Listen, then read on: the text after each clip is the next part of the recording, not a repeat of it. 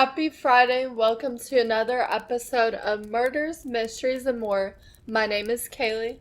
And my name is Desi. Be sure to like and subscribe. Don't forget to hit the bell next to the subscribe button to turn on post notifications. Before we get into this case, we always encourage those who have useful information to any unsolved case, please report it to your local police and sheriff department.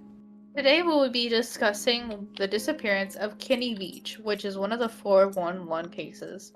In case you guys don't know exactly what the 411 cases entail, first things first, each of these cases must meet the following criteria. The missing person was last seen in a national park, rural area, or public land. Odd circumstances surround these cases, and lastly, none of the people in the 411 cases generally seem to have a history of mental illness or choose to disappear, but cannot be completely ruled out. With that being said, let's jump right into Kenny Veach's disappearance. So, Kenny Veach, at the time of his disappearance, he was 47 years old. He is an experienced solo hiker. And then on his free time, the areas that he preferred to hike at is the Mojave Desert and the Great Basin Deserts, which are located in Nevada. And of course, Nevada is very hot and dry. During these hikes, he would never use a GPS or maps. He would just pretty much use his own instincts and be able to get back to wherever he's going without using either of those. And sometimes he would bring his girlfriend along. Her name was Sharon Pilgrim. Kenny even went to Area 51, and if you guys have any interest in Area 51, I'll put a link in the description below, but we did a video on that. Anyways, but people would call him crazy because of, like, him hiking alone. Like, it just seems so foreign to a lot of people. Yeah, in Kenny's Area 51 YouTube video, he actually said that he solo hikes across mountaintops that most people wouldn't dare to go. He had been in more caves than he could count, and he played with rattlesnakes for fun. But this one particular cave was beyond anything he had ever encountered before. In that video, he also talked about how he had been hiking for over 20 plus years. And he would even sleep under peaks sometimes so he could see the stars, considering it's less light pollution in the desert, unlike in the city where, you know, there's so much noise pollution, light pollution, and just pollution, period, of course. Right. And he loved to hike big cliffs. So there was one point in his video that he does talk about that he had to be rescued at one point by a helicopter. So the video was his Area 51 video, and this is what Kenny says, quote unquote, "I had to be rescued only one time by a helicopter. I had blown out my left leg at the top of the mountain, and I only had a cup of water left to get me 20 miles back to my truck. It was over 100 degrees out, so I have a very good safety record," end quote. But that pretty much shows you how, like, strenuous those hikes are. Kenny did comment on other videos using a different name tag, and this name tag was Snake Bit McGee, which is very strange. But he got that name because he would pick up snakes and even got bitten by one once. But on this particular YouTube video, which was titled "The Son of an Area 51 Technician," he had commented that on one of his hikes he found a cave in the shape of a capital M, and that when he entered it, he claimed his whole body vibrated, and it scared the absolute shit out of him because he didn't know what was happening. I feel you, Kenny. I'd probably be the same way, because anything weird that goes on with my body, I freak out a little bit, of course. Like a normal person. Too. But why do you think Kenny had the sensation of his whole body vibrating in this cave? Oh, that's a really good question. Well, there is a couple, like, things that, again, we don't know a lot about him, so, like, we don't know all about, like, his health history. While he may have thought, like, the cave was causing the vibrations, it could have been, like, some kind of condition that he didn't know that he had. So it could have had, like, a tremor. But again, also, like, we have never, like, seen this cave before cause stuff like that. It's definitely, like, very strange. He also could have anxiety, which anxiety will cause you to have a lot of irrational fear, and it can cause your body to feel weird sensations, especially like when you're alone. Some people really fear being alone, so that's what could have happened. Yeah, another thing like that I was thinking of, which is it's a form of vertigo. It's called paroxysmal positional vertigo, Yeah. which he could have had that sensation actually happening to him. So anyways, with this M-shaped cave, supposedly this cave is 7 miles from the Nellis Air Force Base. If you guys don't know where the Nellis Air Force Base, it's located in southern Nevada, where the Sheep Mountains are, which are north of Las Vegas. And this is the area that he decided to go hiking. The area was probably not the safest area to go. For one, it had a bunch of old abandoned mine shafts, which are clearly dangerous, and he could have easily fell into one of those. Also, they're full of like different unknown chemicals that can be harmful to humans. And this M cave, according to him, was about 10 hours away from his car, so it is pretty far away from him. And not only is there abandoned mine shafts and chemicals, and it's in the middle of nowhere, but there's also a lot of drug addicts come out to this area, so there's needles everywhere. And even some people use this as a dumping ground for murder victims, their bodies, which is insane, but it actually does not really surprise me. That would be the perfect place to throw a body. Now, there were YouTubers that did comment on his video about this and said, oh, you didn't go, and that he was just making shit up. While there was others who were more curious, and they're like, you should definitely go back and you should bring your camera and get more footage, because they were curious to see what this MK was. However, what is very interesting is there was a comment on his video about someone who did warn him to not go back to the cave, that it was very dangerous. Since this M cave has a bunch of abandoned mine shafts, it has drug dealers, it's a dumping ground for murder victims, it is clearly not a safe place. So why would Kenny go to this cave in the first place? I think Kenny went to this cave because he's an avid hiker, he's an avid explorer. He just happened to stumble upon this cave by complete sheer accident, and it simply intrigued him because it was the shape of a capital M, and it caused some weird sensations to happen to him while he was in that cave. So he was genuinely curious, and of course, you know what they say, curiosity kills the cat. He obviously got more interested. Why do you think that someone commented on his video saying that it's not safe, he shouldn't go back? Obviously, they commented on his video because they cared.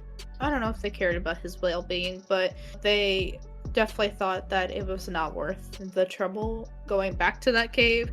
Obviously, that cave was very dangerous, so they simply just wrote a comment on his video saying, you probably shouldn't go back, dude. You might be a little crazy if you do. They might have themselves been a hiker too, and they might have approached this cave before and had something like that happen. But despite this warning, Kenny went back, of course. He did bring a 9mm Ruger with him, and on October 18th of 2014 posted a video called M Cave Hike. He parked his car in Joe May Canyon. He likely hiked the Corkscrew Canyon and the valley around Gas Peak, but this time he did not locate the cave, which resulted in many YouTube hate comments, and these people were not the nicest, of course, and said that the cave did not exist and he is a liar. So, being Kenny, he told the YouTubers he was going to try again, and even invited other people, but nobody wanted to come because that man crazy, and I wouldn't do it either. But Kenny told his girlfriend he was gonna try it again, and well, obviously that was a bad decision. So why do you think Kenny went back despite the warning he was given? I think one of the reasons why Kenny went back, anytime someone gives you a hate comment on YouTube or just in real life and calls you a liar, you always, no matter what it is, you always have this feeling and urge to just prove them wrong. I feel like that happens with a lot of people, that they want to prove others wrong, even if it's at their own cost of their life, because it's like, this is what he like experienced, and people calling him crazy, not, you know, helping him think better about himself or whatever. Yeah, I definitely think he went back because he wanted to prove a point. Okay. So on the day of the hike, this was November 10th, 2014, Kenny did what you should not do, and he brought no gear. So there was no food, no water. He didn't bring his cell phone. Like, this was pretty bad. This was a really bad idea. And because he didn't have like food and enough water, he could have easily gotten dehydrated. Also, Kenny did not bring maps. Like we said, he does not use maps. He doesn't use a GPS. And the desert is pretty big, and you could definitely get lost very easily. So many things can go wrong. This is why you should always be prepared if you're going to go on a hike, no matter how big of a hike it is. You can never be over prepared. And this hike is also a 10-hour hike, so it's not like a quick 1 or 2 hour hike. It's like an all-day hike. However, obviously, he was very crazy about hiking. He was excited to go and see this cave and explore. And this time he decided to leave his video camera and not record anything, but he did bring a photo camera to take pictures. Since then, he's gone. Why do you think Kenny did not bring any gear with him whatsoever, despite it being such a long hike? That was probably not the best idea. I think Kenny decided not to bring any gear with him because he was what he considered a professional hiker. He had been doing it for 20 years, and of course he thought, I'll be fine without it. I've done this many times before, so he just had fuck the gear. But of course, after everything that happened to Kenny, somebody who claimed to be his girlfriend actually commented on his YouTube channel. And in the comment, she talks about how she had no idea, was sad about what happened to Kenny, and said that of course he has not been found and probably won't be found for a couple months or even ever, actually. But she went on to talk about his love for hiking and how they went on hiking trips together, and he did some solo ones, of course. But she said they were always prepared and had the correct gear, which included snake guards, hiking sticks, plenty of food, and water. After hearing about this comment and all that stuff, why do you think his girlfriend decided not to join him on this hike to the M Cave? So there's a couple of reasons. First of all, in order to go hiking anyways, especially like that long of a strenuous hike, you have to be really like in good health and whatnot. So we don't really know like what her health condition is, if she has like even like knee or back problems. Even simple problems like that can make it more dangerous for you to go on a hike. Also, not every couple likes the same things. So she hiked with him before, but maybe she wasn't as into it as he was. She could have also had to work, and her work, you know, obviously she could not have the time off and had to go to work. I mean, there's so many different reasons why she could have decided not to go. Perfectly logical. She further on talks about in the YouTube comments that he supposedly has depression and that he was supposed to be medicated, but he was not using any medication at the time. She also talks about how she appreciates the tremendous search efforts that were going on to find him. And then the search party found his car and his phone by a mine shaft, and that's November 22nd, 2014. She says she believes he did not take his phone because she thinks that he didn't want to be tracked, he didn't want anybody to find him, and that he committed suicide. Why do you think he would leave his cell phone behind? I think he left his cell phone behind because of the fact that he didn't want to be found by anybody if his true intention was to commit suicide, or he just didn't he thought it would maybe be a liability of some sort, so he decided to just leave it behind, not thinking about the fact that he would disappear and It never might to be need found it. again. Yeah. He might also have left it too because when people go into nature, sometimes they want to be disconnected to the world and they want to kind of enjoy the moment. So that could be another reason he was just trying to enjoy the nature. But lastly, of course, she talked about in this comment as far as why she had wrote this. It was like a warning so that it wouldn't happen to anyone else. But she also wrote that anyone who wants to search for him, be sure to bring plenty of food, water, and supplies, and that it will take 2 to 3 days. Don't do it in the summer or spring because the desert heat does get very vicious. And then she goes on about how she loves him, tells people to take lots of beautiful pictures for him, etc., etc. Why do you think their girlfriend gave such specific advice? So I think the reason why she gave specific advice is like if this truly was like his actual girlfriend that commented, she basically didn't want this to happen to anybody else, and clearly like he didn't bring supplies with him, but like a hike like this, you have to be prepared. You can't just go hike 10 hours in the desert and bring no food, no water, or anything. That's extremely dangerous. With the summer and the spring, we know on the western side of the United States, they have had a lot of heat waves in the summers that are super dangerous and have killed many people. So she obviously didn't want anybody to get hurt while searching for him. Okay, I mean, yeah, that makes a lot of sense. So into some theories we have. The first theory is that he committed suicide. First of all, mental illness does not discriminate. You can be rich, you can be poor, you could have any color of skin, any gender, and you can still get depression. He also brought no gear with him. Like, he didn't bring the food, the water, snake guards, like walking stick, nothing. He did not bring his cell phone, so this could indicate that he didn't want to be found by anyone. And some people, when they have depression and mental illness problems, they don't want to be found by anyone because they don't want to make other people feel bad. And the way he could have done it is he could have jumped into any of the mine shafts. It would have been an easy way out. He could have also dehydrated himself on purpose, like he didn't bring stuff. So, and you can only last like 3 days without water. So he could have dehydrated himself. He still hasn't like been found. Do you think that Kenny's disappearance could be a result of suicide? If so, why? I think it's very possible suicide is a likely theory. Like you said, mental illness does not discriminate.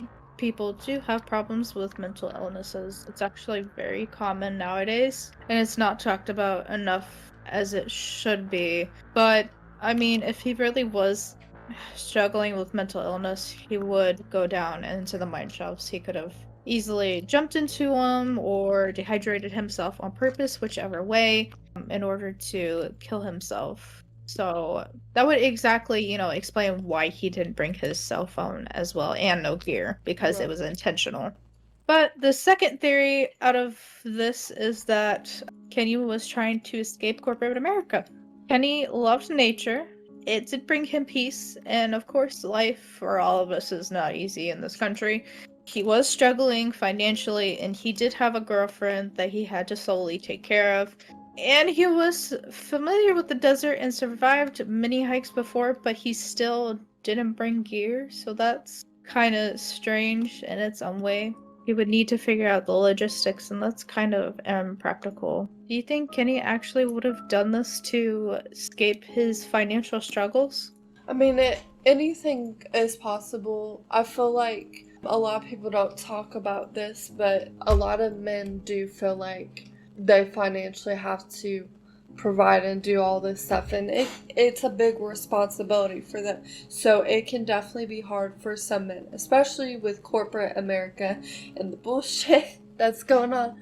Just wanted to get away from it all. I mean, I'm pretty sure almost everyone has thought about one point, maybe not acted on it, but been like, you know what if I just disconnect from the world?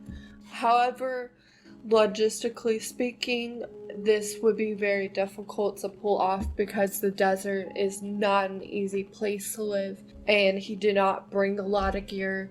You would think that if he was going to like kind of escape and live out there, he would bring a lot more gear and think it thoroughly, and he probably would use his car to sleep in, and he did not do that. So it's less likely that that was the case. Next is a whole bunch of stuff which I feel like is very possible. So that's natural causes and wildlife. First of all, the desert. It is freaking hot. It's very hot. It also gets super cold at night as well. You can only survive 3 days without water. You can survive a lot longer without food, but we need water to survive. He lacked the gear, like he didn't have the food, the water, the walking sticks, any of that. He didn't have a GPS or map, and while you might think that he's experienced and he should know his way around, one wrong move or wrong step, you can get lost on a hike. I've been hiking before and we almost went the wrong way at one point, and that could have been that. And there is wildlife out in the desert that you do not want to mess with. If you guys don't know this, there is this rattlesnake called the Mojave Green. It is venomous. What is insane about this snake is it has enough toxicity to kill 10,000 people in a year, which is insane. There was a little boy that was bit a little while back, and it took them 42 bottles of anti-venom to stabilize the boy. So this could have easily killed Kenny. And the cave obviously was 10 hours from the car, so if he was bit, there's not enough time for him to get medical attention. Another thing that could have happened is mountain lions. Mountain lions, they like to travel in groups, and they are very, very unpredictable. I know that there was like a little while back, a couple months ago, a mountain lion in LA that ended up killing like a chihuahua, and it like stalked it and shit. You do not want to mess with them. So that could have easily attacked him and killed him.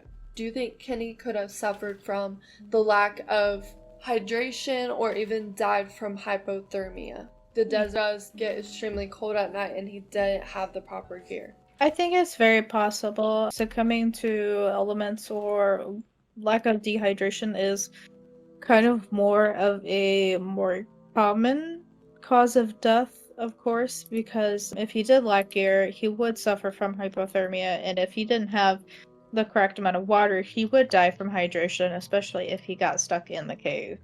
Do you think the Mojave Green rattlesnake could have bitten Kenny, or a group of mountain lions attacked him? Since Kenny was far away from medical services, he died.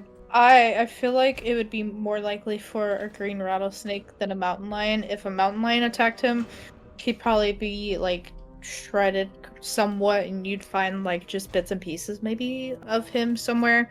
But if he did die due to a green rattlesnake, it could have been when he went deep into the cave, which then of course they wouldn't have found him. Yeah, that's true. Usually with mountain lions, I would see tracks. Yeah, as snakes, you don't really see tracks because they slither. They're like, they don't have arms and shit. They're just one beanpole. And they'd be coming out of nowhere. Like, they hissing like, who the fuck do you think you are? You fucking stick-ass bitch. Yeah, You ain't got no arms. You just like that. Yeah, I don't like snakes. Floundering asshole. Sheesh. Lastly, do you think Kenny could still be alive? Nah, I think he definitely did. Like, deceased, my dude.